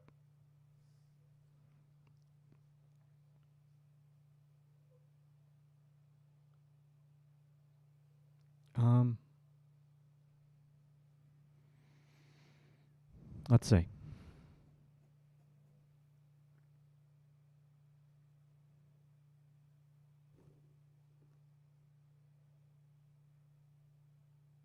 Yeah, these things just take time. If this is what you're into. I know my animation students would be gagging right now. Like, oh my God, this is just, what are you doing to us, Matt? And I understand 100%.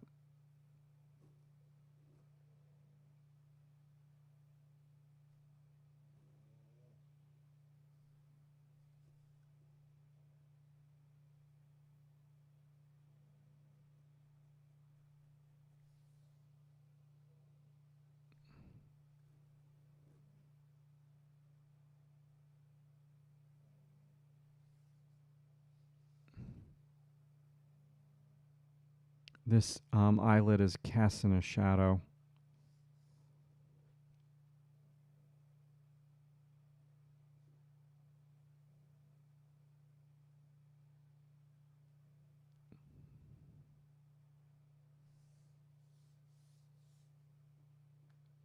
And go around the chin over here. So I'm gonna fuss with this area. This lip is drooping too much.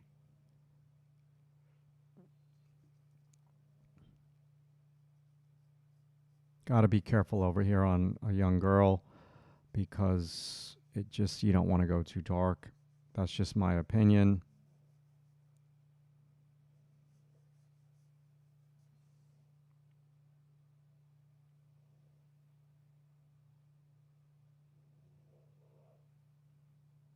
I don't know what that means. Y'all challenging me this morning with these crazy phrases. What about the Anto Mose shirt? Atmospheric light. Okay. Um, be more specific. Like, to me, Omar, like when I look at this photo of this model, like it's just a beautiful, more of like a top down, off to the right side form light. Um, Yeah, it's totally like, to me this is looking more like form light. In terms of like the atmosphere, like that's not my focus on this particular drawing. Like I don't really care about doing background atmosphere. Like my goal on this particular drawing is to try to get the model to look like the model. That's my goal. In other portrait drawings, I will focus a little bit more on environment and background and that sort of thing, but that isn't like the main focus for me on this one. Um, but atmosphere. So atmosphere is just created by you manipulating edges. So soft edges are help things recede in the background. Hard edges make things come forward. There's all those types of concepts that you can employ to engage with more atmosphere. And then there's also other types of things that you can do with atmosphere and edges, and that pertains to textures. Like over here, I can have like a couple of like loose strands of hair kick out. And so that is more of a texture atmosphere, with hair is soft in some areas, and then hair is a little bit more linear in other areas with stray strands of hair. So atmosphere is just could be created so many different ways. But for me, there's not a lot of atmosphere with this photo. To me, when I look at this photo of this model, like I'm seeing just more of like a graphic. I think like graphic design with this, with the black and white nature of it, the flat black shirt, not having much modeling on it, and you don't really see the shirt. Well, you do a little bit. Um,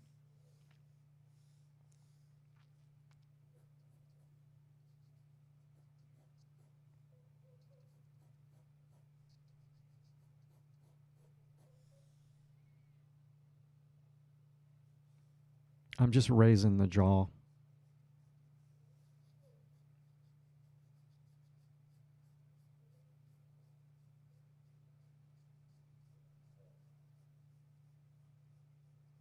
Just some form line shading.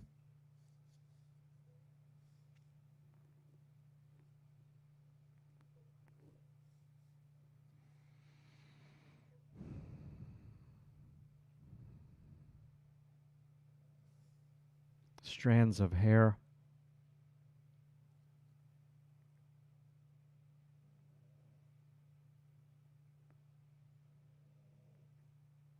There's a woman on Instagram I always refer to in these streams that they're doing like these strands of hair, and I'm like, my God, my hand just hurts looking at this woman draw. I mean, I love their drawings, and I think they're a great artist. I just don't know if I can do what they do. Like, they seem younger, so my body's broken. Um, so they can probably handle a gazillion strands of hair the way that I used to be able to do it, the same thing. Um,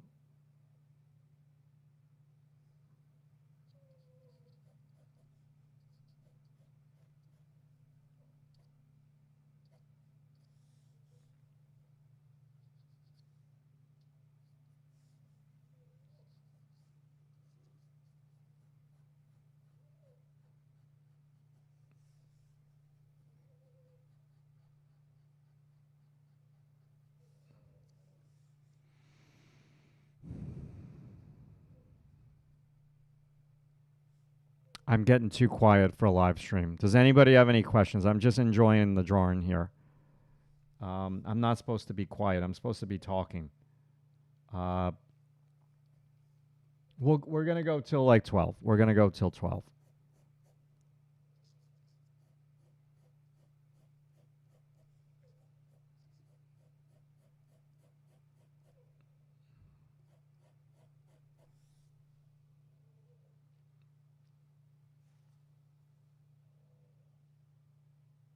What are your tips on not getting lost in the same type edges, especially in a spot where you want to accentuate?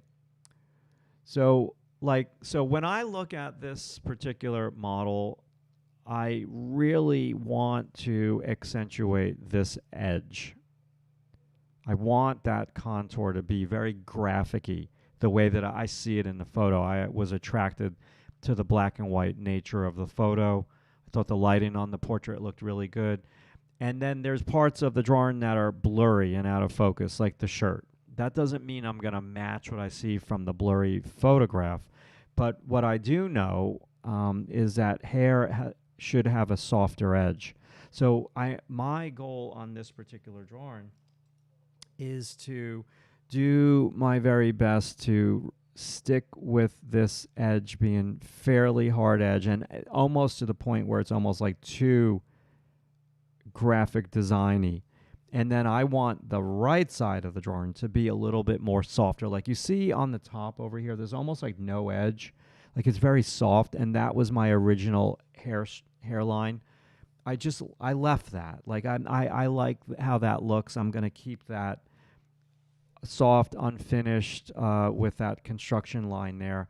And what that does is it just loosens the whole drawing up when you leave those lines. Now, right now, this is very hard, the edge of our model's hair on the shadow side of the bottom of how the hair is turning under. It's going to shadow. So I want to be mindful that I shouldn't make this so hard edge. Now, I could leave it hard edge as a stylistic thing where I'm going to go against the grain of traditional hair is soft, bone is hard, stuff like that. So it's just about you being a wee bit more conscious of what you want in terms of atmosphere, environment, matching values. Are you going to match... Are you going to try to be like photorealistic where you're going to match everything like photorealism? Identical. Like I don't like to do that anymore. I used to love photorealism. Now I like when, like, I don't want a shade here. I like the hair lighter there. But I'm just doing it because it's going to help me with the likeness. I don't know if that answered your question.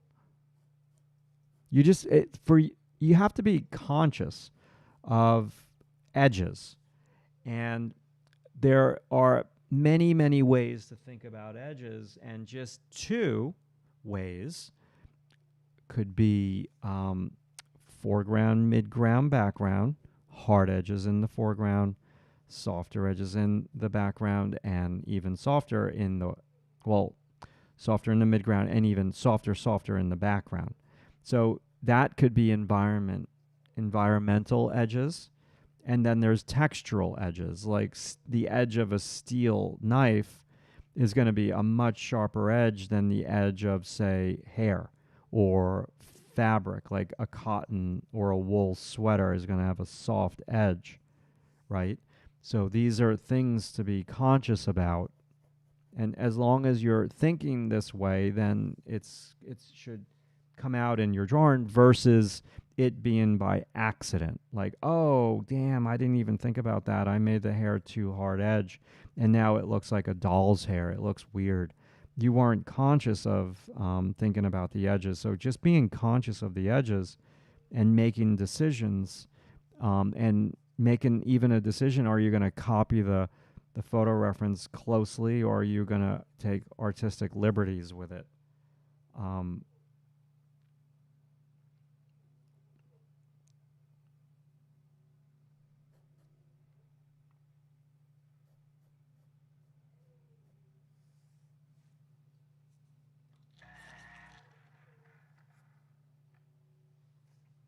So not getting lost is also you having like your journal or notebook or even a Post-it note next to your workstation and looking at your journal that you've written in, or your Post-it note or whatever, your notepad, and just look at that before you do the drawing.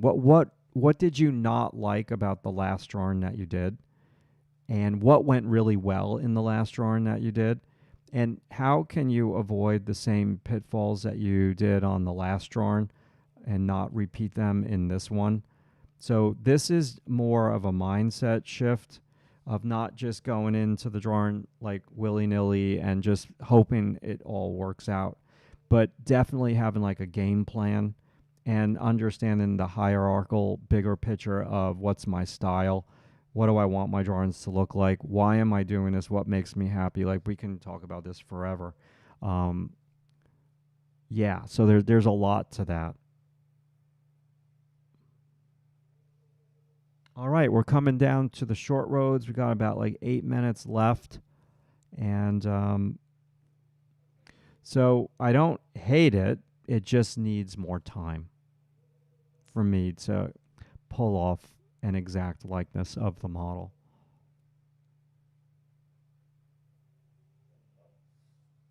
But we have certain parameters. We need coffee.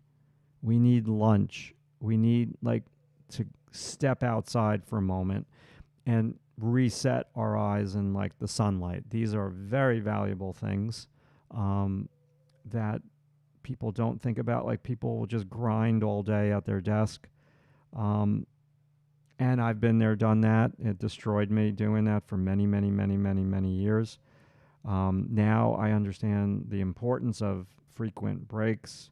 I couldn't take the breaks back then because my whole life was dictated by an art director's deadline, which I will never do that again for as long as I live. I did that way too much. But yeah, some people still have to do that, and I understand because I've been there, and you just, to keep the client, you have to meet the deadline, which means you have to sit in the chair to get the award or the top grade in the class. You have to grind and sit at your workstation and make it happen. These are life decisions, I guess we're going to call them.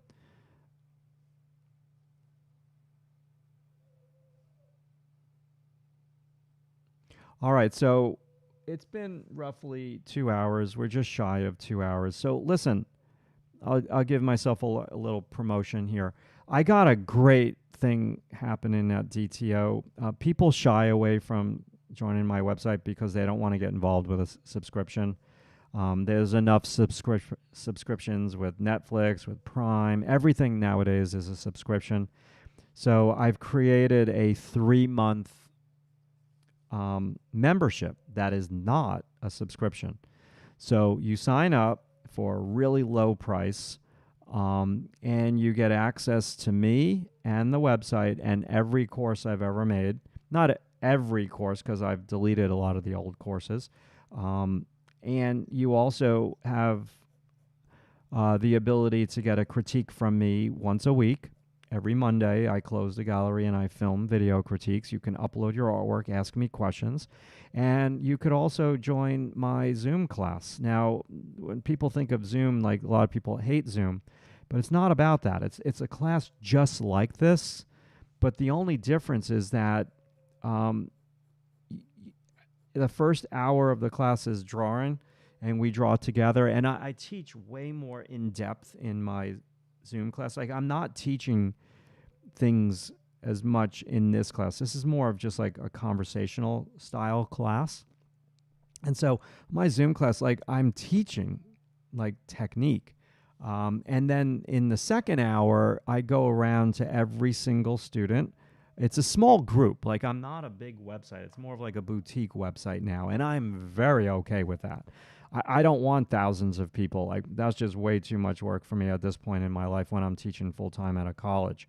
So it's a boutique style setting. And so the second hour is great. Like, you get to show me your artwork. You get to ask me questions. I critique your artwork. Like, you're watching me draw right now, and yeah, some of you are asking questions, but I'm not watching you draw.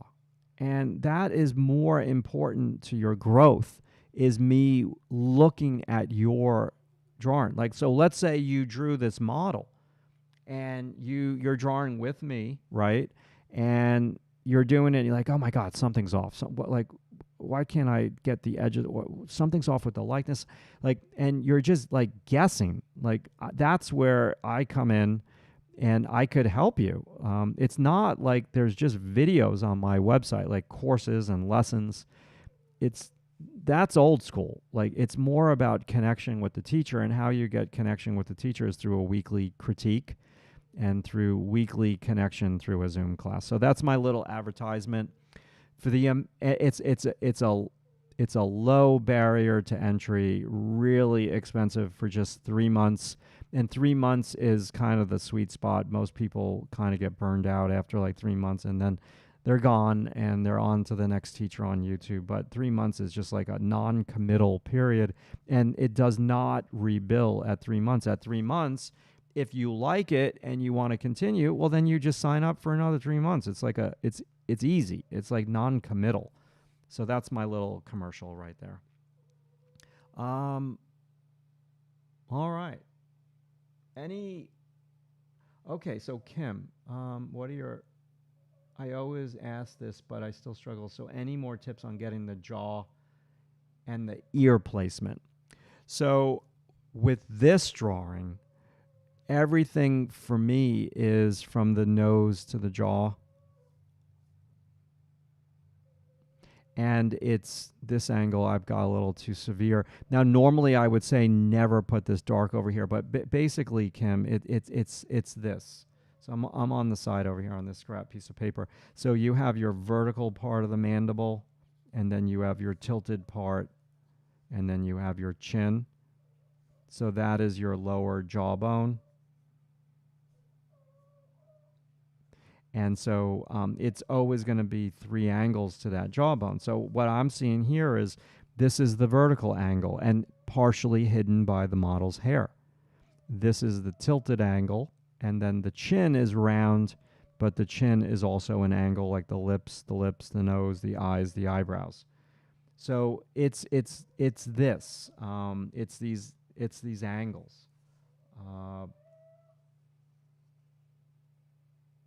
I hope that helped. Now, we don't see our model's ear, but for me, usually on a view like this, across from the top of the ear is the eyebrow, across from the bottom of the ear is the bottom of the nose. Don't hold me to that exactly, but that's a generalization that I find always works.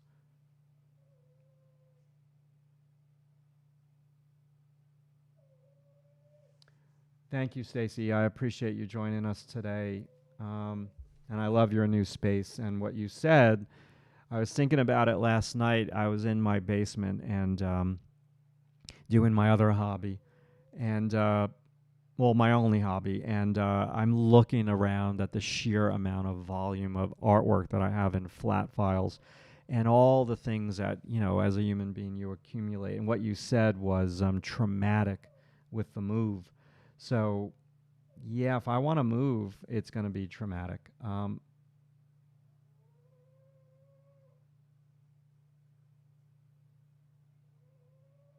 Thank you, Kim. I really appreciate what you wrote down over there.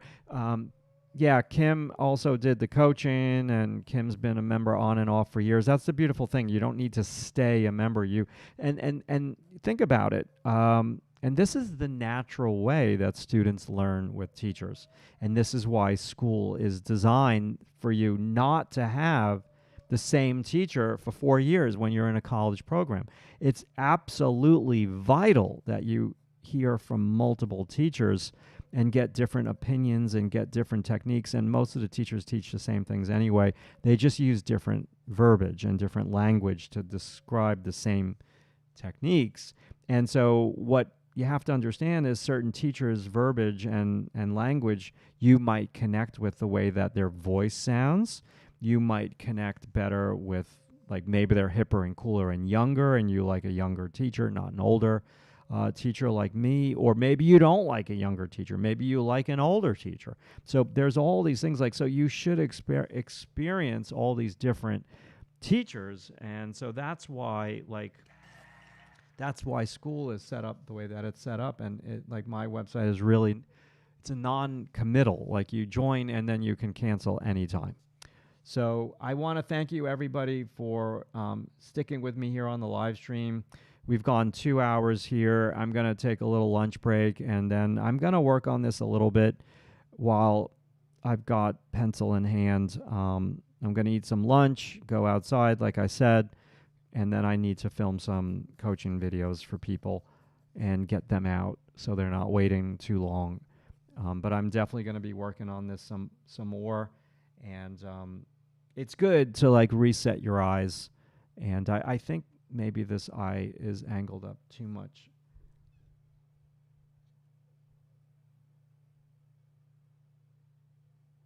Yeah, taking time.